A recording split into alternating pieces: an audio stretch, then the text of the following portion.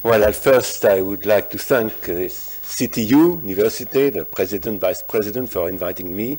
And I'm very impressed by all these people who are coming to listen to me, all of you. I hope you won't regret it and won't be too scared after all I'm going to tell you about. Indeed, as you all know, for about, I would say, the last 40 years, new infectious diseases have been making the headlines. The first of one was certainly in the 1980s with the emergence of AIDS, which showed that in spite of the development of our science and medicine, you could have new infectious disease which could have dreadful consequences on the whole of humanities. This was 1980s. In the 1990s, there was the mad cow crisis, and you just reminded that I wrote a book about that, how the cows turned mad. And this crisis had dreadful consequences on the economy in Europe, but I think in many countries of the world. Then in the beginning of this millenary, in 2003, there was SARS, which you know very well, since it really started in a way here, and the virus was discovered here by the group of Malik Peris and his colleagues.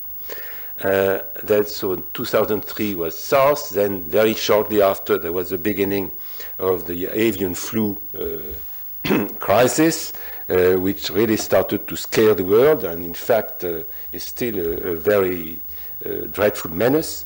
Then in 2005, 2006, there was a totally unexpected epidemic of chikungunya in the Indian Ocean Islands, in La Réunion especially. In 2010, there was a new epidemic of flu, the H1N1 flu, which people thought might be as scary as the one which had happened at the end of the First World War in 1918. Fortunately, the virus was not as lethal as people had thought, and then it did not have too severe consequences. In 2011, there was an epidemic of Escherichia coli in Europe.